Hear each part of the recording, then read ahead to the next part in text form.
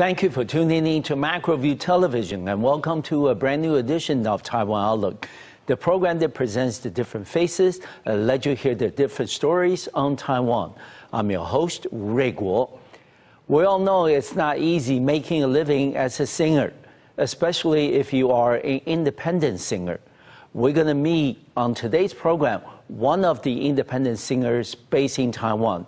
She is Miss Shih Ying-Ying, who's currently, like I said, an independent singer based in Taiwan, but she has performed in mini concerts and also released albums throughout the years.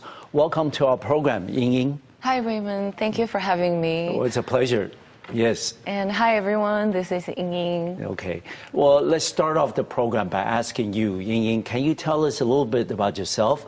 We understand that you were born in Taiwan, but you ended up going to school at Harvard and for your master's degree. And tell us a little bit about yourself. Currently, I'm an independent singer okay. based in Taiwan, just like you said. And I have published a couple of Christian music albums. Good. And I've done some jazz festivals in Taiwan as well. Mm-hmm. And I've done some performances in Broadway-style musicals. Okay. In Taiwanese and in Chinese, in English, in Taiwan. Okay. All right. A lot of people may wonder that Ying-Ying, it's, like I said, not easy, you know, being a singer as a career choice, you know, because, you know, I mean, there's a lot of other alternatives, especially somebody with your academic background, which we'll talk about it a little later in the program. But we understand that you won your first singing competition at the age of 16. And you were right there and then offer a contract with a record label company. And then after discussion with your family and friends, you've decided to turn it down. And, you know, this may be something that, you know, you kind of want to rethink it over if you have another chance. But let me ask you, what was you thinking at the time? Were you thinking of, well, there could be other opportunities in the future, or are you thinking that, well, I'm not sure, you know, being a professional singer is really what I want to do?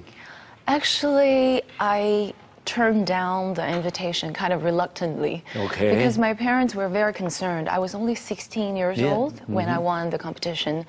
And for me, it was a huge opportunity. It was almost like my dream to becoming a singer was going to come true at that moment. Exactly. And even before that, I was kind of dreaming of becoming a singer, but it was never so real. Okay.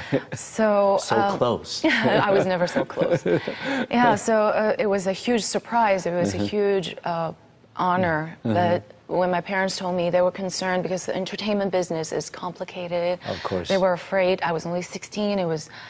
they might be disillusioned. They were afraid of maybe losing me or me losing myself in the industry. Right. So we said no to the opportunity. But I think looking back on it, years and years later, I appreciate my parents' decision. I thank them for making that decision for me. Yeah, I mean, you know, turned out very well. I mean, you're still doing well career-wise. And we understand after winning that first competition, you continue to participate in singing competitions at different places, at different levels and things. And did you think by participating in all these, you know, different competitions have made you more self-confident and also more assured about who you are and what you wanted to do? I think growing up, I had always been a very, very shy girl. Okay. So I didn't know how it happened. It was almost like when I went on stage, it was a different persona. I felt that I have to look confident. I sort of need to have that composure and to own the stage. Okay. But it was like now looking back, I didn't know how I do it back then because it's still not easy for me, not even today. Okay. So I think it certainly helped with my confidence a little bit, but not a great deal because off stage I was still shy and self-conscious. But then I think the biggest help with my self-confidence was when I went to the States to study. Because, well, the American culture is all about, you know, encouraging people to become outspoken, and you really need to stand up for yourself. So I think that's when I went to the States to study that I really become a lot more confident than before. Okay. And we understand that after all these competitions that you have participated in, you really did not get another opportunity until you were 22. And then we remember one episode, which is that you had the opportunity talking to a record producer. And after the interview and conversation with the person, and then he actually said something at the time, and broke my heart. Yes, it was very heartbreaking for you.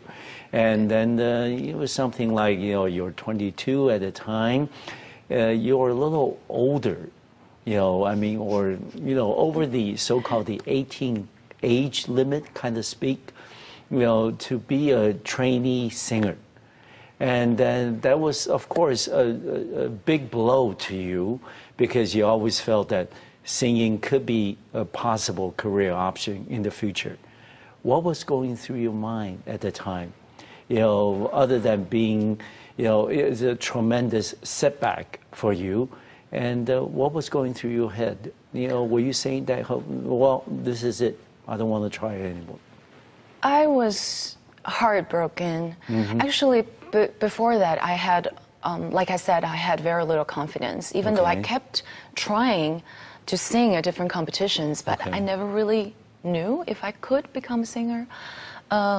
Also, when I was in high school, when I did the big competition and was offered a record deal, back then, even though I didn't sign with them, but I did a compilation CD with them, with all the winners of that competition. That was good. We had to do press conferences. It was for the first time in my life. I was only 16.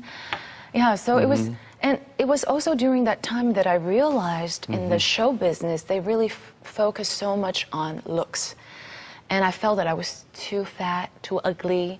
I just had no confidence at all. So I went on an extreme diet. Really? I lost a lot of weight and I was very unhealthy for half a year. And that was my senior year in high school when I was like going through, taking all the exams and I was still on a diet at the same time. So in college, I kept trying to want to become a singer. But then when eventually I met this producer, I felt that, yeah, it was going to be a big chance because I hadn't got a chance to meet such a famous producer. Exactly. And when I met with him, he told me 22 was already too old to break into the business. He said that 18 was the age. And I really had no confidence to tell him that you were wrong. If I wanted to sing, I could sing at any age, as long as there's people that wanted to hear me sing. But I didn't have the confidence, and I didn't have, I just didn't really, I wasn't brave enough to tell him that I could do it. So I just decided to give up. And then I applied. Yeah, that's how shy and how nervous and how weak I was back then. So I decided to give up on singing altogether. I'll just focus on studying, which was what I thought I was really good at. Yes, you are. I suppose, I worked hard when I was a student. So I worked hard and I got into Harvard, and it was a great experience studying in the States. Life-changing almost. Okay, well, we'll talk a little bit about your education background. And then, so given the fact that you were not, you were not given another opportunity after 16 until that you were 22, and then did you ever think that, hey, maybe back then, at that point, when you were 22, maybe back then you felt that, 6 years earlier, if I had signed that contract, maybe this would not be happening to me? I think in hindsight, like from now, all right. I felt that because I'm a very, like I said, very self-conscious, having no confidence whatsoever, especially when I was younger. And I'm actually quite depression-prone. I feel that there's incidents in the past when I had like major setbacks in my life. I just sank into a really low point in my life, and it took me a long time to bounce back. So I felt that if I had signed with them and got into show business back when I was 16, I would be so lost. I would be eaten alive in the industry. Yeah, just But that's just my hindsight, speaking from me right now. All right. But we're going to cover this, later in the program as well. But Ying-Ying, why did you then decide that you're going to, come back to singing and you're going to be an independent singer? Because this is not easy.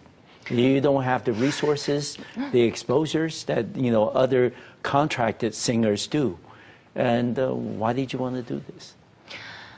When I decided to come back to singing, it was after trying a few different jobs. Yes. After coming from the States to Taiwan. So I've tried different things. I worked as a research assistant at NTU, where I graduated from. Yes. And I worked as a conference coordinator at Hong Kong University.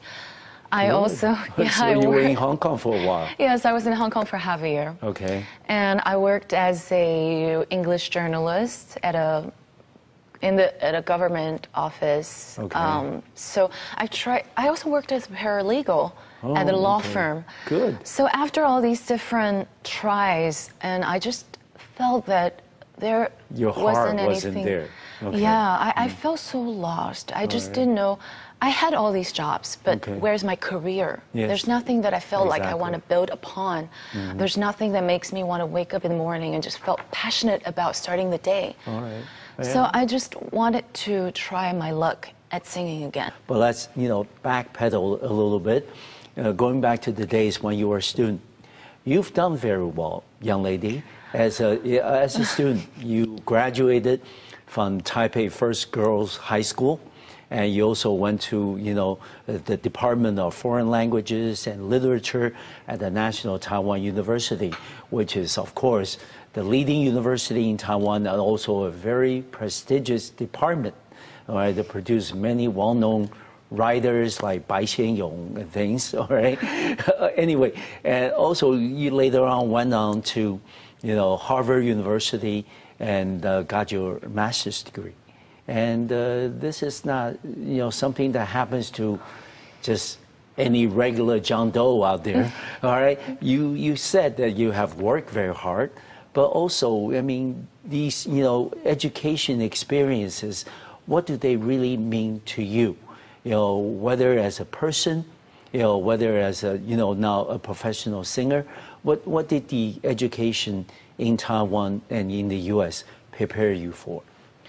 I like to start with my years spent at NTU, National Taiwan University. Good. Because I think like a lot of people might already know, like people here in Taiwan would know, NTU has a very liberal atmosphere. Of course. So I felt that it was really an eye-opening experience to all the things I didn't even know before. Okay. I was exposed to feminist studies for the first time when I was in college. And then through that, I went on to studying gender studies and a lot of the cultural theories.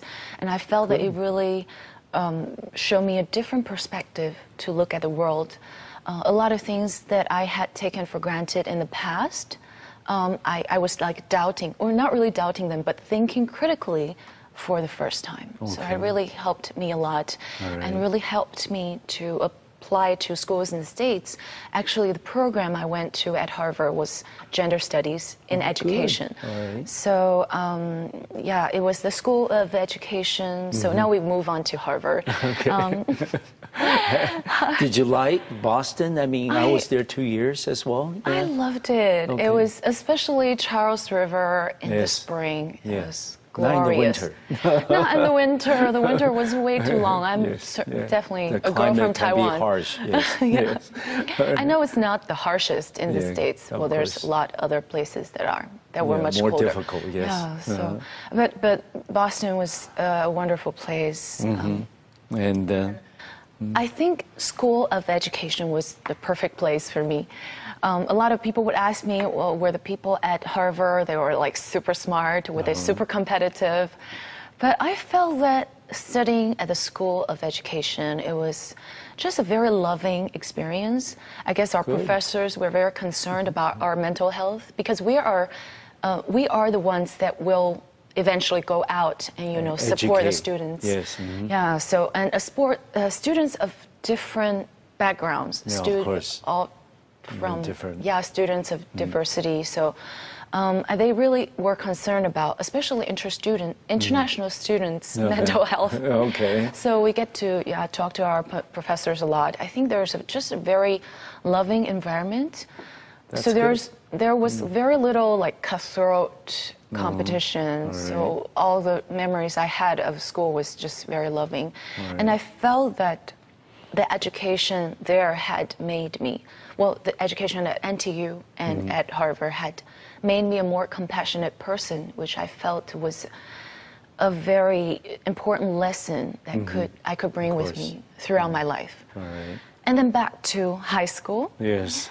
Because I did gender studies, and there is always a huge debate about whether co-ed schools were better or single-sex schools were better. I think there was one major advantage of single-sex schools or girls' high schools, girls' schools. It was that a lot of times research shows that if it's a co-ed school, then a lot of the guys will naturally take the leadership positions, whereas the girls would just give those leadership positions to the guys. But when it's a girls' school, we have nowhere to hide. We have to assume leadership positions. Yes. So I think it's a good, even though I am never a leader kind of person, but it's a great place where we can just be all kinds of things we want to do. All right. And I mean, audience alike, like myself included, listening to you about your education background, people would say that, hey, you've done very well. That was very impressive. You know, all the schools that you went to, you must have done very well academically to be able to be admitted to these programs. And but now you are a Taiwan-based independent singer. You know, not to take anything away from you, but do you have occasions when people come up to you or people who know you well and say that, Ying-Ying, you know, you should apply yourself, you know, with the education that you received, you know, a little broader, you know, maybe in a different field that you could done, you know, if not equally well, even better than what you have done now. I mean, do you run across those occasions? Yeah, I've been questioned before. Interrogated. I've been. Yeah, people have asked me if I thought I was wasting my education. I guess they were implying that I was actually wasting my education, but I like to disagree because I feel that all the things I've learned in the past, I'm using them every day. Just like I said, I feel that the education has made me a better person, a more compassionate person. I feel that I was able to respect people, cultures from diverse, from different backgrounds. And especially because when I studied English literature and the language back in college, and it's something that I get to use every day. I get to use my English skills, and when I sing English songs, and then I really look into the lyrics, and then I even go back to find out about the stories. If there is a story behind it, then I would share it in my radio shows or on stage with my audiences, and they have told me that they really enjoyed it.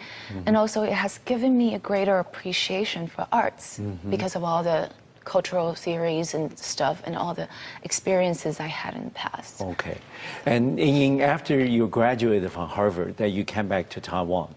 You mentioned earlier that you tried different jobs, you know, including working for University of Hong Kong as a conference coordinator, and also as an RA in National Taiwan University, and also for government agencies. And for all these different jobs that you have done, you know, what, you know, kept you moving forward, you know, trying different things. During the process, you knew, you know, this may not be what I really wanted to do, but you kept going, you kept trying different things. And some of them you've done very well, but you know, didn't think they were challenging enough. You were not applying yourself hard enough. But you still kept going. That's not easy. So what kept you going? I think it's almost like finding your one true love in life. I think when you found it, you knew that was it. But then before that, you just have to keep trying. But then I guess I I had at first the first 3 jobs that I had, I didn't quit. I didn't let go of the jobs because I wanted to.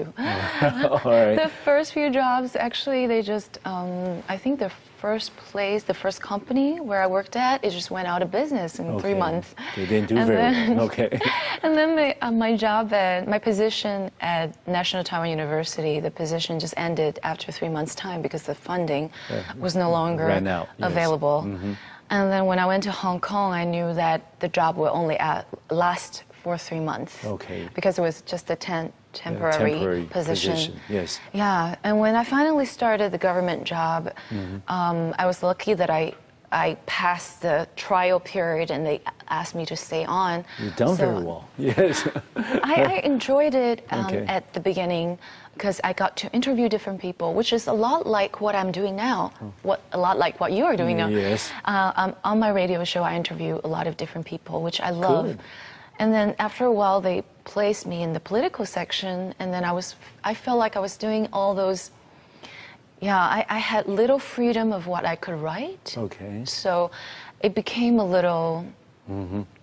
Not what you imagined, not what you really wanted to do. Yeah. Okay. So after a while, I tried something else, and then I eventually. Good. I also didn't want to just give up on working in an office. No. Just like that. I wanted to see if there is something for me. Eventually, I decided singing was what I really wanted to try, so that's what I did. Finally, the last question I have for this part of the program is, Ying-Ying, how do you keep yourself moving forward? After experiencing, you had your share of setbacks and things, and how do you then stay focused and optimistic and moving forward? Just like I said, I'm a very depression-prone person. I was quite pessimistic, actually, for the most part.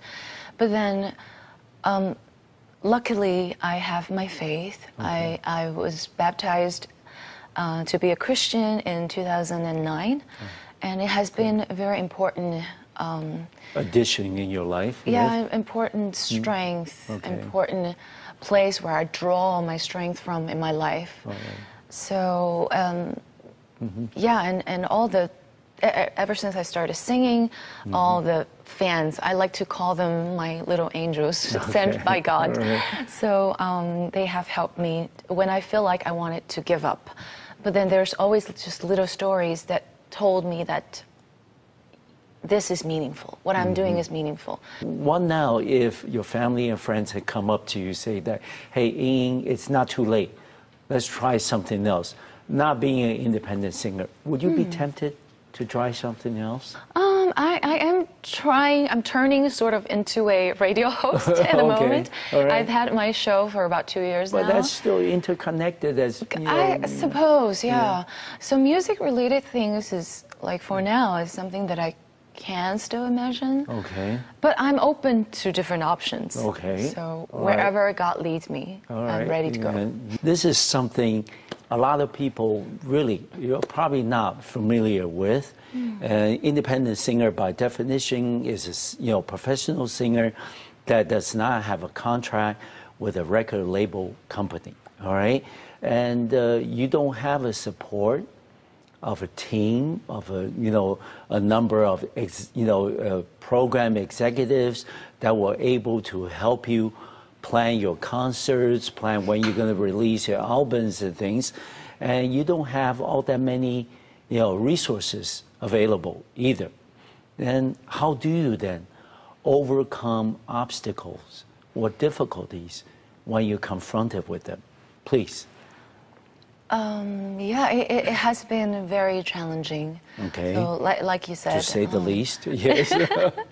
Yeah, the lack of resources, but it's not uncommon nowadays because nowadays it's become easier to be an independent artist because there's so many more platforms where you can use to promote yourself. There's a lot of YouTubers that became famous on the internet, or you can use Facebook, which is also an easy medium to get to your audiences. But still, like you said, I don't have a team. Some of the some of the independent artists, they would still hire like an agent or consultant. Like So, but for me, it's always been me and my mom, and sometimes my dad. It's a family business, so to speak. But I'm very lucky. I have a bunch of friends who can help me from time to time, and at the beginning, it was the most difficult. I really felt so alone. I didn't know who to turn to. But I guess I had been lucky along the way. I guess I just had to, I think at the beginning stage, I felt frustrated at one point because I had to do so much admin work. I felt that I wanted to be a singer, not be an administrator or my own publicist. Or your own agent. But I just had to do all that because I wanted to get my career started. But I guess as time goes by, you do get used to it. I got used to it. So I would like to encourage everyone who wants to become an independent singer or a writer or any kind of creative or performing arts related jobs. You just have to keep at it. There will be a lot of difficult obstacles in front of you, but if you don't give up, you will get there, get somewhere. All right. And let me ask you, what's the role that your family and friends play for you to be an independent, singer? We have just learned that your parents are very much encouraging and also supportive of the things that you're doing. How about friends? Any of your friends also get involved in, promoting and then trying to organize your agenda? Yeah, like in the previous segment, you had asked me if there were people who, strangers or friends alike, that would ask me if I felt that I was wasting my education. Luckily, my friends, people who know me well, they were very happy for me when I decided to become a singer because they knew that was what I always wanted to do. Yeah, so they had been nothing but supportive ever since then. And I also made a lot of great friends, musician friends along the way. I just felt so honored to be friends with so many talented musicians. So right now I'm a radio show host. I really just wanted to support their shows as well. So that's one of the big mission for me as a radio show host. You're doing very well. And Ying-Ying, we understand that you personally enjoy pop and jazz music very much. But, a lot of the songs that you sing are the so-called healing songs. And what is the definition of healing music to you? And can you explain it to us in layman's terms? I think the term, if I'm not mistaken, I think healing music or yashike, I think it's a Japanese concept, at least from what I know. I think it first came from Japan and it became popular in Taiwan and maybe other places in the world. Maybe people have different names for it. But I just learned after I released my first album, people started to telling me that they felt comforted or they felt that the music had provided them company when they felt alone. They felt that they were that there was no one there with them when they were going through difficult times. And I realized that the music I did was important in the sense that it's healing, like you said. Yeah, it's.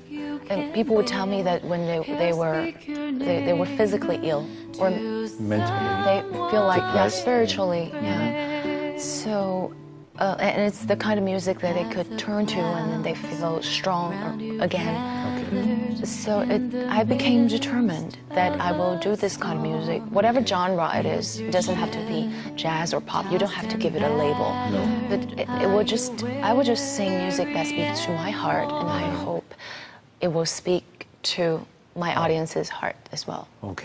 And because maybe along the way for you, you have also experienced a lot of setbacks, and you have also mentioned that you have now become a lot more compassionate, with the things you do, with the people that you come across with.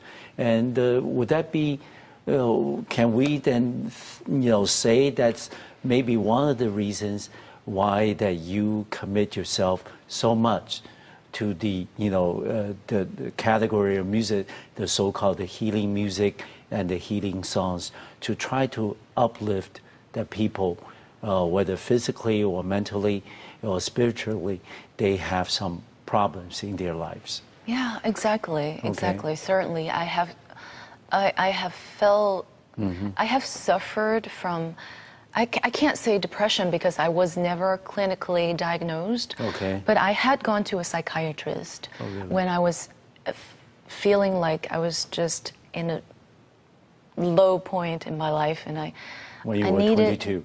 Oh, after that, way after that. Okay. Even after I became a singer, even after I became a Christian, I still needed a lot of the spiritual nutrition, I suppose.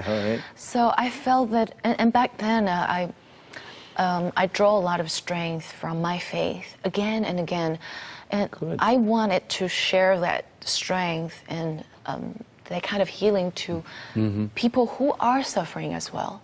And I truly feel that, yeah, it's the kind of spiritual lifting is what we all need from time to time. And Ying-Ying, you have now becoming more and more of a public figure, and that you sing and perform in front of audiences, and you release albums about the songs that you would like to share with others, and you're also now hosting radio programs and talk about music that you and your audience can relate to. And what is then your view about being a celebrity? I don't know how you categorize it or define it, but you getting to be, if you're not already there, a celebrity. And we know celebrity is the focus, the attention getter among the public and the media, and you will have a lot more exposure, you will have a lot more resources, and money will be better. But at the same time, on the flip side, is that you're probably not going to have much privacy left, and the media will come after you and try to scrutinize everything you say, everything you do, every performance that you give. And how do you then, as a celebrity, balance the two? I like the fact that I'm not a real celebrity because I don't really get recognized like everywhere down the streets. I like to wear no makeup and just walk down the streets, go to a supermarket and buy groceries. So I like having that kind of privacy. Freedom, yes. Yeah, and freedom, very much so. And I also feel that I'm not built for that kind of life. I know someone who is good at it. I have worked at with Lee Hong Wang, pop star, pop sensation in Asia, as his backing vocalist for 6 years plus. And from my observation, I felt that he was so at ease with the kind of attention. I think it must have took him a while, but at least from where I saw, from what I observed, he was good at it, and he was, but I felt that I would just crush under that kind of pressure. So I actually had an opportunity to sign with a major label a few years back, back in 2012 maybe, but I turned it down in the end. And because the pressure of being a celebrity was a reason for turning it down? That too, and also the contract was just very bad terms. It's like for a new rookie singer, but I was already singing for a while. I knew what I wanted to do. I didn't want to lose my freedom of being able to do whatever I want to sing. All right. Next time, give me Ying-Ying. Let's talk a little bit about, as an independent singer, we talked earlier that you don't really have the resources and you don't really have that team support like with the record label company. And you need to use additional platforms and media outlets like the internet. And you mentioned earlier about Facebook, about other social media that you use. So in all, is internet the best platform available for independent musicians and artists to promote their work and to promote their singing, in your case? I think certainly it's become instrumental to a lot of the independent artists around the world. Okay. There's YouTube. There's a lot of YouTubers. I'm not really qualified as a YouTuber, but I use YouTube still. Right. And then Facebook, of course, it sort of allows a lot of the independent artists to use a very inexpensive way to connect with their fans and to have the kind of interaction that they want. And also there's a lot of crowdfunding websites nowadays. Really? It's become a very important platform too to help, a lot of the resourceless independent artists to get the kind of funding that they need to publish their albums, to shoot their music videos. Yeah, so internet really has become really important. In addition, I believe it's also very important for independent artists to just continue singing throughout your... Of course. Everywhere. Just wherever you can try to go, be there. All right. We understand, in addition to what's available on the internet, you have also given mini concerts in many parts of Asia, including Taiwan, of course, but also Hong Kong, Malaysia, Singapore, and also Japan. And tell us a little bit about those experiences. And what kind of music do people in all these different places and cities, do they enjoy the most? Or do they make special requests, maybe that, Ying-Ying sing us a song, from yesteryears and things? I mean, tell us a little bit about those experiences. I think I have been very lucky to be able to try to organize mini concerts in all these different places. Because I love traveling, so this sort of satisfied my desire to go travel, and then I get to share my music at the same time. A lot of the places, the audiences already knew me for my first album, Someone is Praying for You, my Christian album. So that would be top on their list to sing. To listen. So a lot of the concerts I also try to, for example, in Singapore, I would try to do more English songs, because I know they probably are more used to English, or a lot of the Chinese songs, because they probably don't have as many places in Singapore where they can listen to Chinese songs. Yeah, or in Japan, because I also spent some time in Japan before, and I minored in Japanese in college. So I like going to Japan. I have a lot of friends there. And then there's a couple of stories. There's always like little surprises along the way that just warms my heart. I did one tiny show in Kyoto. It's a place that seats about 40 people at most. So it was jam-packed. But then there was one lady that came from Himeji, which is a city an hour and a half away from Kyoto. So she and her mom came especially for me because they heard my CD in Taiwan in a cab. The cab driver told them about the CD and they liked it, so they went and bought my CD. And somehow they heard about me going to Japan and Kyoto to sing, and so they came to support me. I was super thankful. So you never know where your music has traveled to before you had a chance to get there. And so, those stories are very moving, and I suppose that will be part of the reason that you being able to keep, going, moving forward, despite the fact that you don't really have a lot of resources and not enough exposure as some of the, other artists would. And let me ask you this, that Ying-Ying, you are also a gospel singer, all right? And we understand that you are, you have your faith, and that might have been a reason that you were exposed to gospel music. But, you and I were talking before the taping started. I don't really know what the stage of development or the kinds of gospel music in Taiwan that people listen to. Because I know gospel music from the days I was in the U.S., but not so much in Taiwan. So please, share with us, what is gospel music to you, and why did you pick gospel music, to share with your audiences?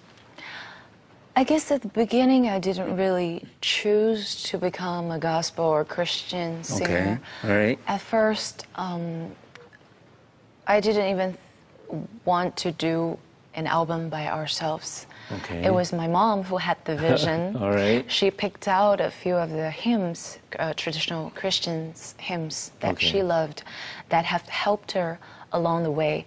So she wanted to, through me, reinterpret those songs. Okay. So perhaps the younger generation will want to listen to them as well. Okay. So it's just this really simple idea, and then we started doing that. And then from that, I got exposed to the Christian music scene in Taiwan. And which is very lively. it's lively. Yeah, okay. I'd say it's not as well established as in the States, of course. In the States, there's like sort of the golden melody or the Grammy equivalent of gospel Christian music. Exactly. And then they have all different types of music. You can hear rap. Yes. You can hear, in the States, I'm sure you know. From what we learned, from the movie Sister Act. Yes, 1 and 2. indeed, Okay. A lot of people get, their first exposure to gospel music from those. And then they have a strong tradition because the black gospel music scene is like so strong, and it's so rich in tradition. It's just so beautiful. Of course, in Taiwan, it's relatively new, but there's several big groups and companies that do albums annually. Really? They do several albums annually, and they even do. And I'm still. Even in the Christian music industry, I am an independent artist too. Okay. I'm doing everything by myself, so it's kind of unusual. But then there's several big Christian music companies that put out CDs every year. Okay. And then they would do collaborations with big companies abroad, with the States, with Australia. Okay. And so they would translate all those latest songs, because right now the techno sound is in. So there's even a lot of the techno elements in the Christian songs, music, Christian worship music. Okay. So they would translate those songs into Chinese versions. So people in Taiwan can use those songs to worship as well. All right. And looking back in the last few years, Ying-Ying, you have been very busy, because in 2009 you have released your first album of Someone's Praying for You. And you were subsequently nominated in the non-pop category for Best Vocal, at the Golden Melody Award in 2010. Let me ask you, what did the nomination mean to you? I felt that it was really a gift from God. Okay. And we never dreamed, because we meaning me and my mom. Okay. When we did this album, we never thought that it was going to win any award, or winning a nomination. Okay. So it was like an additional perk that we got. Of course. But I was so thankful, because I was going through a lot of difficulties back then. Okay. I won't go into details. Elaborating those difficulties, but it was a difficult time. So when I heard the news, it was very uplifting. Yeah. Yes, of course. And also in the year 2009, you have also released another album, which is Silent Night with Ying. And any stories that you can share with us behind that album? It's also because of my dear mom. Okay, all right. My mom, she loves Christmas music. Who doesn't? Yes. It's such a lovely, just a joyful occasion to celebrate, even for non-Christians. And my mom just really wanted for me to reinterpret some of the Christmas classics, so we did that. All right. And it was a wonderful. When I look back on it, it was still just a happy, joyful atmosphere that came to mind. Yes. And 2 years later, in 2011, you released EP entitled "Songs for My Grandma and for the Child in Each of Our Hearts." And tell us a little bit about that EP. I wrote a song in Taiwanese for my grandma. Okay. In about 2009. But then so I got to sing it at different occasions. And every time I sang it, there's always someone or some people crying in the audience, because they felt the same emotion. They had the same experience because when I was little, I was very, very close with my grandma. She came from Tainan to Taipei to help support my parents and do a lot of just help raise me and my brother. Okay. So I was very thankful for her, but I always felt that I didn't have enough. I hadn't expressed my gratitude for her enough before she passed away. So I wrote a song for her, and finally I got to make it into an EP in 2011. So that's good. That's the story. Yes. And let me ask you, what's next on the agenda for you for the remainder of this year, 2016? Are you going to have more mini concerts? Or are you going to, work, you have been working on the new album that will be released anytime soon? Please. Currently, I'm just trying to juggle my different jobs. My 2 radio shows, because I'm subbing. In addition to the radio show I already had, I'm subbing for a friend who is on maternity leave, and she is a multiple award-winning radio show host, so it's a big shoe to fill. I'm trying hard to make that show happen. I'm sure you're doing a wonderful job. Thank you. Yeah. Any more records, albums coming out? Yes. My mom and I have been working on this album in dedication to my other grandma, my mother's mother. Because she passed away in 2012, and she has been a really important, I'd say she's a lighthouse of faith to us in the family. So when she passed away, we were deeply saddened, but we also know she is in heaven, and we just look forward to the day when we get to see her again. But we really wanted to honor her by just putting together some of her favorite hymns. We started last year, but I didn't like my singing for... after I did 2 sessions. Very high standards for you. I really want to make it right. I really want to, because it's such an important album. We wanted to touch so many people as well. So hopefully this year we will finish it and we'll get to share with people. Well, keeping our fingers crossed, and we're certainly looking forward to that. And Ying-Ying, it's been a pleasure to have you on the program today. I want to wish you all the best in your future personal and professional endeavors. Thank you. Thank you so much, Raymond. Thank you. Thank you for watching our program today. I'll see you next time on Macroview Television. Thank you.